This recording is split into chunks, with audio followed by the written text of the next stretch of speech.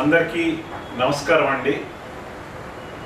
ఆంధ్ర రాష్ట్రంలో ఉన్న తెలుగు వారికే కాకుండా ప్రపంచ దేశాలలో ఉన్నటువంటి తెలుగు వారందరికీ కూడా శ్రీ విశ్వావసునామ సంవత్సర ఉగాది శుభాకాంక్షలు తెలియజేసుకుంటూ, నిన్నటి రోజున ఆంధ్ర రాష్ట్ర ముఖ్యమంత్రి వర్యులు శ్రీ నారా చంద్రబాబు నాయుడు గారు, ఉప ముఖ్యమంత్రి వర్యులు శ్రీ పవన్ కళ్యాణ్ గారు, అలాగే ఆంధ్ర రాష్ట్ర ప్రజల ఆశా కిరణం చిరంజీవి లోకేష్ బాబు గారు కలిసి ఆలోచనల ఫలితంగా కూటమి ప్రభుత్వం ద్వారా P4 కార్యక్రమాన్ని నిన్న అమరావతిలో తీసుకోవటం చాలా సంతోషకరమైనటువంటి విషయమని, యావత్ తెలుగు ప్రజలందరూ సంతోషిస్తున్నారని, నేను కూడా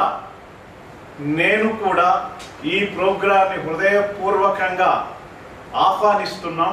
ఆస్వాదిస్తున్నాం అని తెలియజేస్తూ, ఈ యొక్క P4 అంటే ప్రభుత్వము, పబ్లిక్ సెక్టారు, ప్రైవేట్ సెక్టారు, ప్రజలతో మమేకమైనటువంటి పీపుల్స్, పబ్లిక్ ప్రైవేట్ పార్ట్నర్షిప్లో జరుగుతున్నటువంటి P4 కార్యక్రమం ఏదైతే ఉందో, ఈ కార్యక్రమం ద్వారా ఆంధ్రప్రదేశ్ని గతంలో చంద్రబాబు నాయుడు గారు అనేక సందర్భాల్లో తెలియజేసినట్టుగా స్వర్ణాంధ్రప్రదేశ్గా ప్రతి కుటుంబాన్ని బంగారు కుటుంబంగా చేయటం కోసం సంకల్పించినటువంటి ఈ కార్యక్రమం వారు ఎన్నికల ముందర ఏదైతే చెప్పారో ఆ కార్యక్రమాన్ని ఇప్పుడు తీసుకొని ఆచరణాత్మకంగా ముందుకు తీసుకువెళుతున్నటువంటి కార్యక్రమం P4 కార్యక్రమం. దీంట్లో దేశ విదేశాల్లో ఉన్నటువంటి తెలుగు గడ్డ మీద పుట్టినటువంటి వాళ్ళు, ఆంధ్రప్రదేశ్ రాష్ట్రం నుంచి వెళ్ళి మరి అనేక సందర్భాల్లో ఉన్నత స్థాయికి చేరుకున్నటువంటి వాళ్ళందరూ కూడా తన జన్మభూమిలో ఉన్నటువంటి ప్రతి కుటుంబానికి తాను చేదోడు వాదడై ఎంతో కొంత సహాయ సహకారాలు అందించే తలంపు ఉన్న వాళ్ళందరికీ కూడా ఒక ప్లాట్ఫామ్, ఒక మార్గం, ఒక మార్గదర్శి, ఒక ఆచరణాత్మకమైనటువంటి స్టేజిని ఒకటి ఏర్పాటు చేసినారు ఇవాళ నారా చంద్రబాబు నాయుడు గారు. ఈ యొక్క కార్యక్రమాన్ని చూసి మరి అందరూ కూడా, రాష్ట్ర ప్రజానీకమే కాదు, దేశ విదేశాల్లో ఉన్నటువంటి ప్రజలందరూ, తెలుగు ప్రజలందరూ చాలా సంతోషపడుతున్నటువంటి ఈ సమయం, ఈ విశ్వావసు నామ సంవత్సరంలో మొట్టమొదటి రోజున అమరావతిలో ప్రారంభించినటువంటి ఈ కార్యక్రమం దిగ్విజయంగా ముందుకు వెళుతుందని, ఈ దిగ్విజయంగా వెళ్ళటం ద్వారా రాబోయేటటువంటి రోజుల్లో పూర్తి స్థాయిలో 5.5 కోట్ల ఆంధ్ర ప్రజానీకంలో ఉన్నటువంటి పేద, బడుగు, బలహీన వర్గాలందరినీ కూడా బంగారు కుటుంబంలా చేసేటటువంటి కార్యక్రమంగా అందరూ భావిస్తున్నారు, అందరూ సంతోషపడుతున్నారు, అందరూ ఆనందపడుతున్నారు. ఈ సంతోషాన్ని, ఈ ఆనందాన్ని, ఈ యొక్క అభివృద్ధి పదం వైపు నడిపించే విధానాన్ని చూసి వార్వలేనటువంటి వైఎస్ఆర్సీపీ నాయకుడు, కళ్ళున్న కబోది ఎవడయ్యా అంబటి రాంబాబు, పిచ్చి తుగ్లగ్గా ఈరోజు మాట్లాడుతున్నాడు. అతనికి ఇదే నేను చెప్తున్నాను, మిస్టర్ అంబటి రాంబాబు, నీ హయాంలో, నీ నాయకుడి హయాంలో సామాన్య ప్రజానీకాన్ని కంప్లీట్గా, సామాన్య ప్రజానీక, పేద, బడుగు, బలహీన వర్గాలందరినీ కూడా అణిచివేసి వారి మీద శత్రుత్వం వహించి వారిని అనేక రకాలుగా ఇబ్బందులు పెట్టినటువంటి నువ్వు, నీ ప్రభుత్వము, నీ నాయకుడు ఆనాడు ఏం చేశారు? ప్రతి పేదవాడి ఉసురు తగిలి మీరు 151 నుంచి 11 పడిపోయారు. ఇంకా సిగ్గు లేకుండా నేను చెప్తున్నాను, నీవు మాట్లాడేదానికి ఏమైనా బంగారు కుటుంబాలు, చంద్రబాబు నాయుడు గారి కుటుంబము, పవన్ కళ్యాణ్ గారి కుటుంబం బంగారు కుటుంబం అంటావా?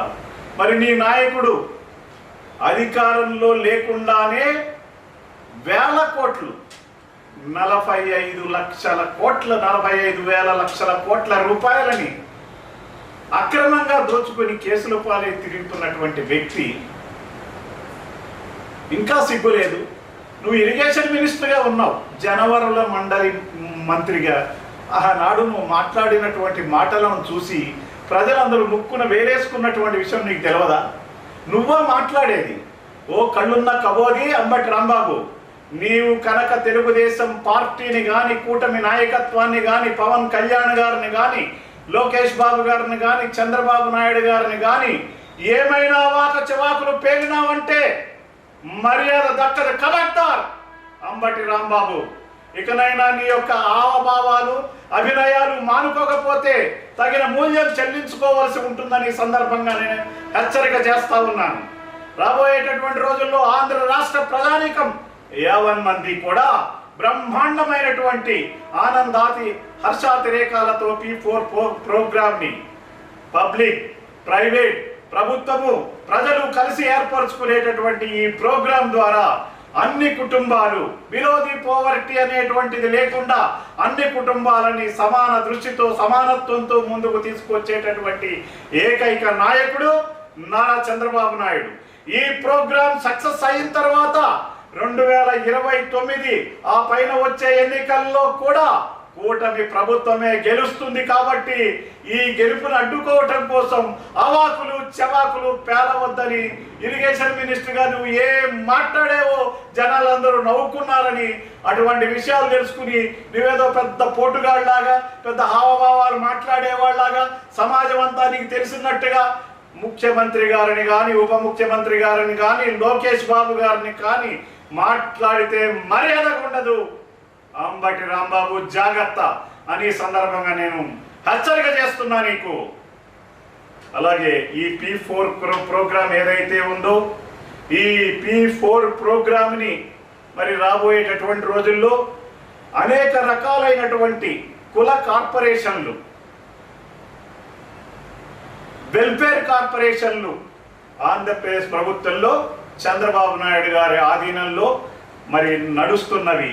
ఈ కార్పొరేషన్లు అన్నింటినీ కూడా నేను చంద్రబాబు నాయుడు గారికి హృదయపూర్వకంగా విన్నపం చేసుకుంటున్నాను. ఈ కార్పొరేషన్లన్నింటినీ కూడా P4 పరిధిలోకి తీసుకొచ్చినట్లయితే ఆ యొక్క పాలక మండళ్ళన్నీ కూడా వాళ్లకు సంబంధించినటువంటి దేశ విదేశాల్లో ఉండేటటువంటి వాళ్ళ కుటుంబ సభ్యులందరినీ కూడా సమీకరించి ఈ P4 కార్యక్రమాన్ని దిగ్విజయంగా తీసుకుని పేద ప్రజానీకాన్ని ముందుకు తీసుకెళ్ళడానికి ఉపయోగపడుతుంది అని ఈ యొక్క వెల్ఫేర్ కార్పొరేషన్, సంక్షేమ కార్పొరేషన్లు అన్నింటినీ కూడా P4 పరిధిలోకి తీసుకొచ్చి ఆ పాలక మండలిని ఇన్వాల్వ్ చేయవలసిందిగా చంద్రబాబు నాయుడు గారిని కోరుతున్నాను. వాళ్ళ ద్వారా అనేక రకాలైనటువంటి ప్రజాసేవకు అంకితమైనటువంటి దేశ విదేశాల్లో ఉండేటటువంటి వితరణశీలురైన వారందరినీ కూడా ఆయా కుల కార్పొరేషన్లు సమీకరించడానికి అవకాశం ఉంటుందని మనవి చేసుకుంటూ రాబోయేటటువంటి రోజుల్లో మరి ఈ యొక్క కార్యక్రమాన్ని తీసుకోవటానికి మీరందరితో ప్రతి నెల ఒకసారి కార్పొరేషన్ల పాలక మండలితో ఒక సమన్వయ సమావేశం తమను తీసుకుని వారందరినీ గైడ్ చేసి P4ని సక్సెస్ చేయడానికి ముందుకు వెళ్ళొచ్చని నా యొక్క ఆలోచనగా తమకి తెలియజేసుకుంటూ, మరి ఈ రోజున ఆనాడు జై జన్మభూమి, జై జై జన్మభూమి అనుకున్నాం. ఈరోజు P4 ప్రోగ్రాం సక్సెస్ కావాలని నారా చంద్రబాబు నాయుడు గారి నాయకత్వంలోనే సక్సెస్ అవుతుందని మరొకసారి తెలియజేసుకుంటూ మొత్తం తెలుగు ప్రజలందరికీ విజ్ఞప్తి చేస్తా ఉన్నాను.